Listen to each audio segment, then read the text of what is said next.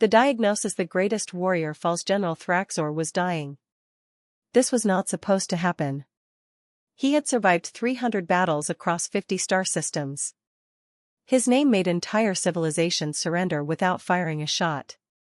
He had fought creatures that could tear starships apart with their bare claws. He had walked through plasma fire that would vaporize most species instantly, but now, lying in his medical pod on the flagship Eternal Conquest, the greatest warrior in the Kryn Empire could not even stand up. How long? Thraxor asked his doctor. His voice was weak. Once it had been strong enough to be heard across a battlefield. Now it barely made it across the small medical bay. Dr. Velkash looked at his scanner. The Kryn physician had treated thousands of soldiers. He had seen injuries that would give most beings nightmares. But this was different. This was not something he could fix with surgery or medicine. 3 months, General.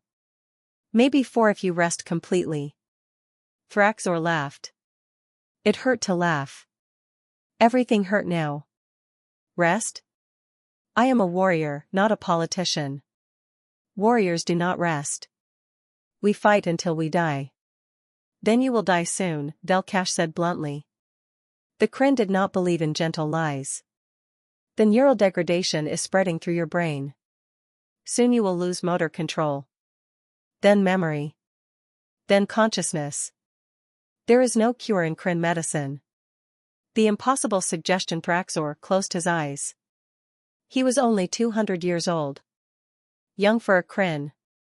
He should have had another 300 years of fighting ahead of him. 300 years of glory and conquest and victory. Now he had 3 months. There might be one option, Velkash said quietly. Thraxor opened his eyes. Tell me. The doctor hesitated. The humans. Thraxor sat up so fast that pain shot through his entire body. The humans? Those weak, primitive creatures? You want me to go to them for help? They have medical technology that we do not understand, General. They can do things that seem impossible. I have read reports from other species. Humans can cure diseases that we consider terminal. They can repair injuries that we would consider fatal. Propaganda, Thraxor spat. Lies to make their pathetic species seem more important than it is. Velkash pulled up a holographic display. 3 years ago, a Drax merchant was exposed to radiation that destroyed his internal organs. Every Drax doctor said he would die within days. The humans rebuilt him. New organs, grown from his own cells. He is alive today. Another image appeared. 2 years ago, a Zentari diplomat caught a virus that dissolved her nervous system. Zentari medicine could not help. The humans put her brain in a machine that kept her alive while they regrew her entire nervous system. It took 6 months, but she recovered completely. More images. More impossible cures. Species that should have died but lived. Injuries that should have been permanent but healed. How? Thraxor whispered. We do not know. Human medicine seems to work on principles we do not understand. They treat the body not as a machine with parts, but as a system that can heal itself if given the right help. They use techniques that seem primitive, surgery, chemicals, radiation, but they use them in ways that produce results we cannot match. Pride and desperation. Thraxor lay back down. His mind was racing. Go to the humans for help? The species that the Kryn Empire had mocked for decades? The species that could barely defend themselves, whose ships were slow and clumsy, whose soldiers were weak and died easily, ask them to save his life. What would it cost? He asked. I do not know. The humans do not charge for medical treatment the way other species do. They have something they call hospitals where anyone can receive care regardless of their ability to pay. It is strange. Inefficient. Nothing is free, doctor. Everyone wants something. Perhaps. But if there is any chance they can help you, is your pride worth your life? Thraxor was silent for a long time. He thought about his legacy. 300 battles. 50 conquered systems. A name that would be remembered for 1,000 years, but if he died now, his story would end too soon. There was still so much glory to win. So many battles to fight. Send a message to Earth, he said finally. Tell them General Thraxor of the Kryn Empire requests medical assistance. Velkash nodded and turned to leave. Doctor, Thraxor called out. Make sure the message does not sound like I am begging. I am requesting, not pleading. Of course, General. The response came faster than expected. Within 2 days, a human medical ship arrived at the Kryn flagship. It was small, barely the size of a shuttle. Its hull was white with a red symbol that Velkash explained was called a cross, an ancient human symbol of healing. Thraxor refused to be carried to the docking bay. He walked, even though every step felt like knives in his joints.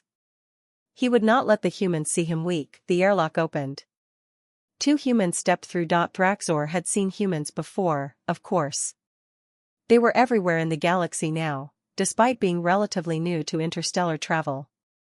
But he had never been this close to one. They were small. The Kryn were 3 meters tall on average. These humans barely reached 2 meters. Their bodies were soft, with no natural armor or claws. Their skin was pale and looked fragile. The first human was a male with gray hair and calm blue eyes.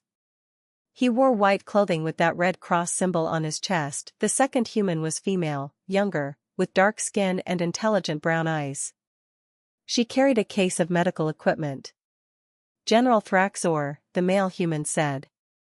His translator turned his words into Kryn language. My name is Dr. James Mitchell. This is Dr. Amara Okonkwo. We are here to help you. Thraxor stared down at them. Even sick and dying, he towered over them. You believe you can cure what Kryn medicine cannot? Dr. Mitchell smiled. It was not a mocking smile. It was gentle, almost sad. General, we will do everything we can. But first, we need to examine you.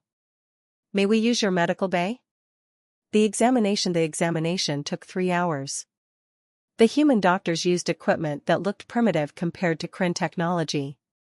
Simple scanners. Basic computers. Tools that seemed to be made for cutting and probing, but the way they used them was different. They did not just scan Thraxor's brain and read the results. They examined him completely.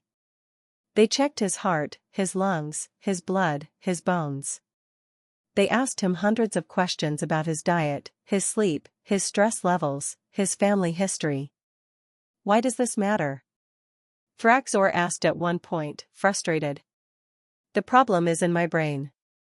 Why do you need to know about my digestion? Dr. Okonkwo looked up from her scanner. Because the body is connected, General. What affects one part affects all parts. We need to understand the whole picture, not just the symptoms. When the examination was finally over, the 2 human doctors stepped away to talk quietly. Thraxor could not hear what they were saying, but he saw their expressions. They looked concerned but not hopeless. Finally, Dr. Mitchell turned back to him. General Thraxor, your condition is serious. The neural degradation is advanced. But we believe we can help you. Thraxor felt something he had not felt in years. Hope. You can cure me? Not immediately. The treatment will take time. Months, possibly a year. And it will not be easy. You will need to stay on Earth during the treatment. You will need to follow our instructions exactly. And there is no guarantee of complete success. But there is a chance? Yes, Dr. Okonkwo said. There is a chance. Thraxor looked at Velkash. His doctor nodded slowly. You should do this, General. It is your only option. The journey to Earth took 2 weeks. Thraxor traveled on the human medical ship. It was cramped and uncomfortable for someone his size. Everything was designed for smaller beings. The beds were too short. The doors were too low. The gravity was wrong. Earth had less gravity than the Kryn homeworld, making Thraxor feel light and unsteady, but the human doctors took care of him. They gave him medicine that eased his pain. They adjusted the ship's gravity to be more comfortable. They even modified a bed to accommodate his size, and they talked to him. Not as a patient, not as a general, but as a person. Dr. Mitchell told him about Earth, about the billions of humans living on one small blue planet. About their cities and their farms and their oceans. Dr. Okonkwo told him about human medicine, about how humans had spent thousands of years learning to heal themselves because their bodies were so fragile. About how necessity had made them experts in keeping alive what should have died. "We are not the strongest species," she said one day as they sat in the ship's small medical bay. "We are not the fastest or the smartest. But we are very good at surviving. And we learned that the best way to survive is to help each other survive." Thraxor found this philosophy strange. In Kryn culture, strength was everything. The weak died. The strong lived. It was simple and efficient, but looking at these two small humans who were traveling across the galaxy to save his life, he began to wonder if maybe strength was not everything. The treatment. "Welcome to Earth." Earth was blue. That was the first thing Thraxor noticed as the medical ship approached the planet. Blue and white and green, covered in clouds and oceans and continents. It looked soft. Beautiful. Nothing like the harsh red deserts of his homeworld. The ship landed at a place called Johns Hopkins Hospital in a city called Baltimore. Thraxor had never heard of either name. The Kryn did not keep track of human cities. They were considered unimportant. When he stepped off the ship, a crowd was waiting. Hundreds of humans. Doctors, nurses, medical students. They all wore white coats with that red cross symbol. They stared at him. Thraxor was used to being stared at. He was a general. A warrior. A legend. But these humans were not staring in fear. They were staring in curiosity. In interest. In determination. An older human male stepped forward. His hair was completely white and his back was bent with age, but his eyes were sharp. "General Thraxor," he said through a translator. "I am Dr. Henry Wu, director of this hospital. Welcome to Earth. We are going to do everything in our power to help you." Thraxor looked down at this small, old human. "Why?" Dr. Wu smiled. "Because that is what we do." The hospital. The hospital was massive. Dozens of buildings, thousands of rooms, tens of thousands of humans working day and night.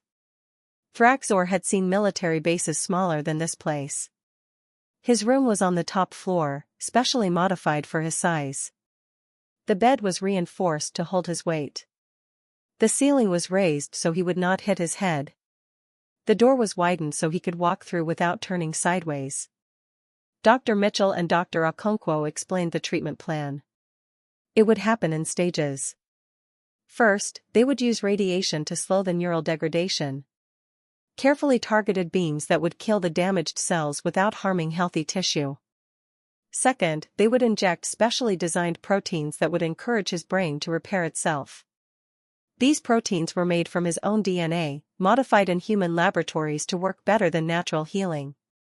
Third, they would use something called stem cells, primitive, undeveloped cells that could become any type of tissue, to replace the damaged neurons in his brain. And finally, they would use physical therapy to help him relearn any functions he had lost. "How long?" Thraxor asked. 6 months for the main treatment, Dr. Okonkwo said. Another 6 months for recovery and therapy. Maybe longer depending on how your body responds. A year. A year of his life spent lying in a hospital bed, being treated by humans. "And if I refuse?" "You die in 3 months, Dr. Mitchell said simply. "Maybe less. The choice is yours, General." The first month. The first month was the hardest. The radiation treatment made Thraxor sick in ways he had never experienced. He vomited constantly. His muscles ached. His head felt like it was being crushed in a vice. But the human doctors were always there. They gave him medicine for the nausea. They adjusted the radiation dosage when it became too much. They sat with him during the worst moments, talking to him, distracting him from the pain. Thraxor learned about human culture. He learned about their wars, hundreds of them, thousands of years of humans killing each other. He learned about their diseases, plagues that had killed millions, viruses that had devastated entire continents. And he learned how humans had survived all of it. Through stubbornness. Through innovation. Through an absolute refusal to give up. "We are not a strong species," Dr. Mitchell told him one night when the pain was particularly bad. "Our bodies are weak. We die easily. But we are very hard to kill completely. Every time a disease strikes us, we learn how to fight it. Every time a new danger appears, we find a way to survive it. That is our strength, not physical power, but the ability to adapt." The breakthrough. The breakthrough came in the second month. The stem cell injections began working. Thraxor could feel it, a tingling sensation in his skull, like something growing, like his brain was waking up from a long sleep. The human doctors were excited. The scans showed new neural connections forming. Damaged pathways being rebuilt. His brain was healing itself, faster than they had expected. "Your biology is responding better than we hoped," Dr. Okonkwo said, grinning. "Crin healing factors are more robust than human ones. Once we gave your body the tools it needed, it did the rest." Thraxor felt stronger. He could stand without assistance. He could walk without pain. His memory was sharper. His thinking was clearer. For the first time in months, he felt like himself again. Meeting other patients. During his recovery, Thraxor met other patients in the hospital. Humans, mostly, but also aliens from other species. A Drax child with a genetic disorder. A Zentari pilot who had lost her legs in an accident. An elderly Vorgan with heart failure. All of them being treated. All of them being helped. None of them being turned away. "You treat everyone?" Thraxor asked Dr. Wu one day. "Even those who cannot pay?" "Everyone who needs help," Dr. Wu confirmed. "It is one of the oldest principles of human medicine: first, do no harm. We do not choose our patients based on wealth or status. We choose them based on need." Thraxor thought about this. In Kryn society, only warriors and important citizens received the best medical care. Everyone else made do with what they could afford. "That is inefficient," he said. Dr. Wu shrugged. "Perhaps. But it is right." The final stage. By the fourth month, Thraxor was well enough to begin physical therapy. A young human trainer named Sarah worked with him every day, helping him rebuild his strength and coordination. She was tiny, barely 1.5 meters tall, but she was relentless. She pushed him harder than any drill sergeant had ever pushed him in the military. Again, she would say every time he completed an exercise. "You can do better." "I am a general," Thraxor growled at her once.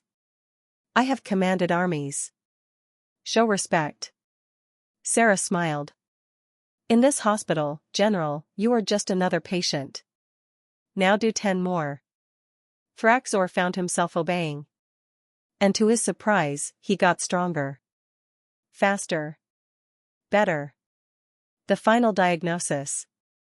6 months after arriving on Earth, Thraxor sat in an examination room while Dr. Mitchell and Dr. Okonkwo reviewed his final scans. They had worked on him for half a year. They had saved his life. Finally, Dr. Mitchell turned to him with a smile. "General Thraxor, I am pleased to inform you that the neural degradation has stopped completely.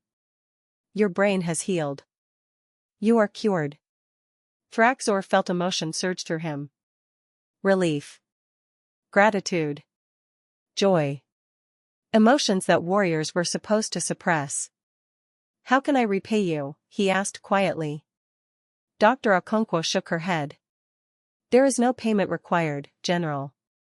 We helped you because you needed help. That is enough. But I must do something. In my culture, a debt unpaid is a dishonor." Dr. Mitchell thought for a moment. "Then tell others.